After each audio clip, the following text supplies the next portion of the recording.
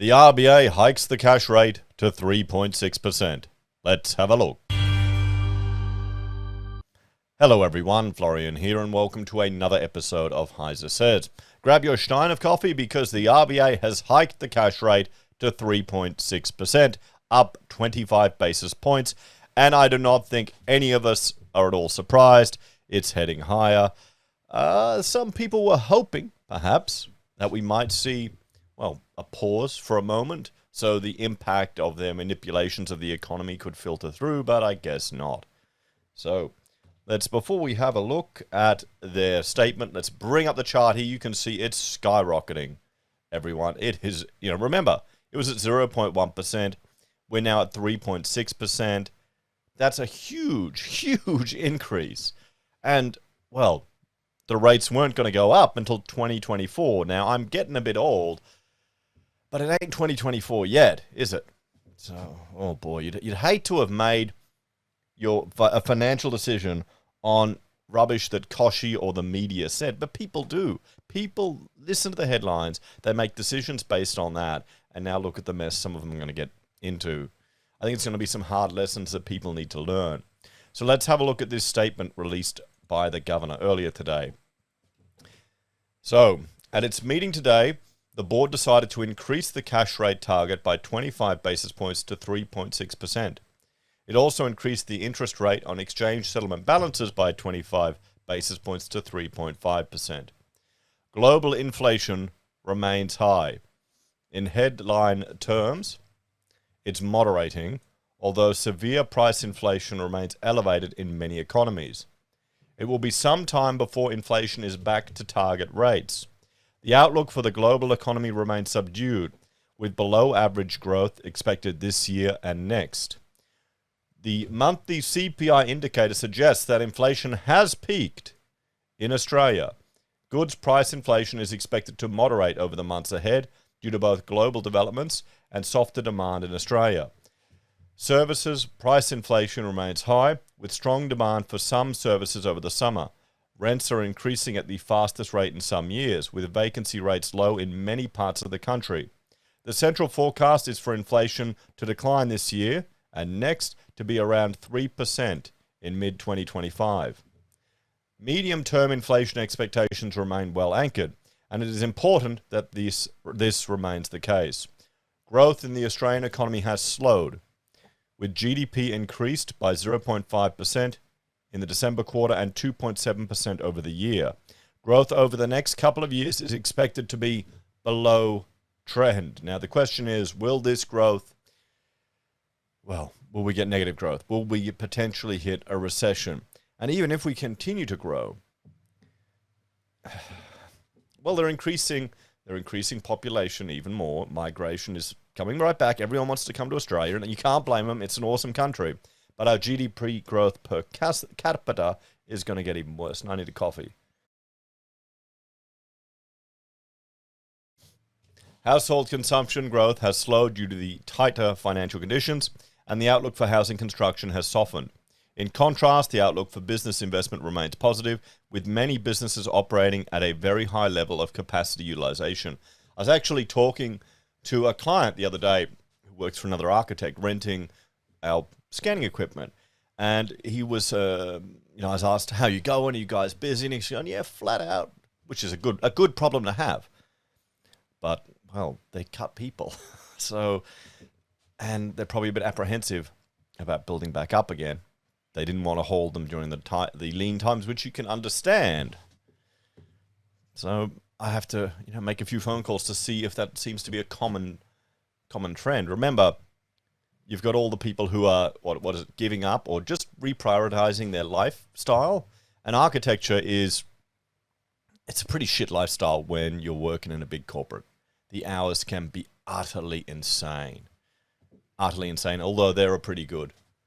Well, what I heard, they used to be pretty good with work-life balance, but in architecture, it's just nuts. It really is. I guess that stems from the university culture of just working through the night to meet insane deadlines. The labour market remains very tight, although conditions have eased a little.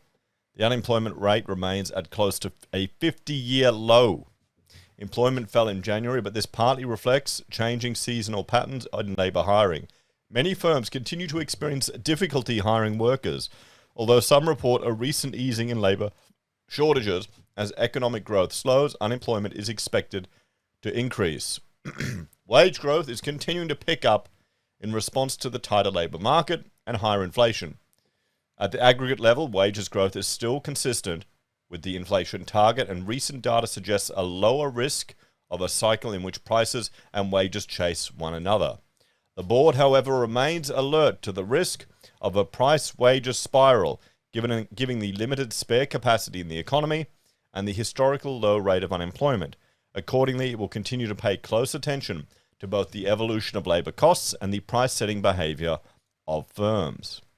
The thing is, let me know in the comments, guys, if just the perception of inflation that you're experiencing day to day is impacting on your wage demands or your fees you're charging. Once it becomes, psychologically locked in, you go shopping too much and you go, well, bloody hell, the family bar of chocolate's this small, my $1 coffee has doubled in price at 7-Eleven, then, that has to impact the fees that you charge. And that I wonder how much of it is psychological as opposed to, well, it is reality, but increasing business costs.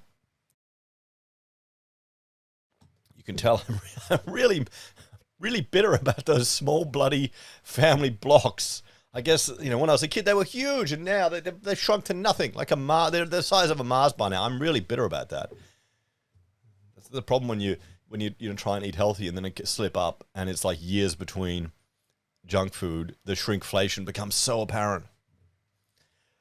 The board recognizes that monetary policy operates with a lag, and that the full effect of the cumulative increase in interest rates is yet to be felt in mortgage payments. There is uncertainty around the timing and extent of the slowdown in household spending. Some households have substantial savings buffers, but others are experiencing a painful squeeze on their budgets due to higher interest rates and increased cost of living. Household balance sheets are also being affected by the decline in housing prices. Another source of uncertainty is how the global economy responds to the large and rapid increase in interest rates around the world. These uncertainties mean that there are a range of potential scenarios for the Australian economy. The board's priority is to return inflation to target. So how much damage will they cause to people to get them there?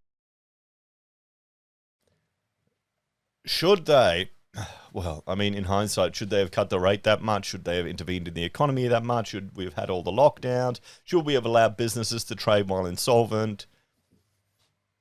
You can raise these concerns. What the public needs to learn from all of this, and when we're having discussions with people around what's going on, is that intervention into the market by the government, by the Reserve Bank, is not without consequences. All these great sounding ideas, they have consequences. And, we're starting to experience the consequences. And sadly, that's going to be some people will have a tough financial time in the next few years. High inflation makes life difficult for people and damages the functioning of the economy. If high inflation were to become entrenched in people's expectations, it would be very costly to reduce later, involving even higher interest rates and a large rise in unemployment. The board is seeking to return inflation to the 2 to 3% target range while keeping the economy on an even keel. But the path to achieving a soft landing remains a narrow one. Let's just check out this chart here. Now, that 2 to 3% target range, how often have they been in that range on this chart? Just check it out while I have another shot of my coffee. So, you can see they haven't for a long time, guys. Kind of missed the target for a while. They were there for a little bit and then crashed right through it. But, they're going to do what they can to get back there. The board expects that further tightening of monetary policy will be needed to ensure that inflation returns to target and that this period of high inflation is only temporary. In assessing when and how much further interest rates need to increase, the board will be paying close attention to the developments in the global economy, trends in household spending, and the outlook for inflation and the labour market. The board remains resolute in its determination to return inflation to target and will do what is necessary to achieve that. So let's have a bit of a talk about this, guys. I can't imagine anyone is at all surprised that this is the take of the central bank. But how high are rates going to go? Are we going to see it reach 4.1% or 4.5%?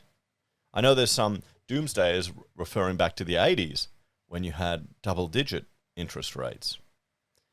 Now, the biggest impact is going to be on people who bought during the COVID lockdown mania when property prices went nuts and their loan-to-value ratios get out of whack, so they're unable to refinance and they may be stuck paying quite high interest. It's going to be a tough lesson for some people to learn. I don't think the general public will call for less intervention in the market. I think that's just the Australian way, guys. So it's something to keep an eye on. I'm sure we'll have lots of, if not already today, probably tomorrow I'll have some videos about rates going up again with all the banks. And we'll look at the impact on people's mortgages. Thank you for watching. Let me know your thoughts and opinions on this one. Check out my other channels, Heise BIM and Heise Does. And if you're a fan and want to support us, you can on YouTube or Patreon. Use our referral links, buy our pocket squares, or call us if you need an architect. Take care, everyone. Have a great day, and I'll see you in the next episode of Heise Says. Bye for now.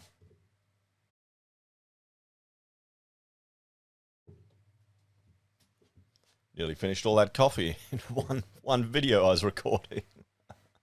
It's good coffee and cheap.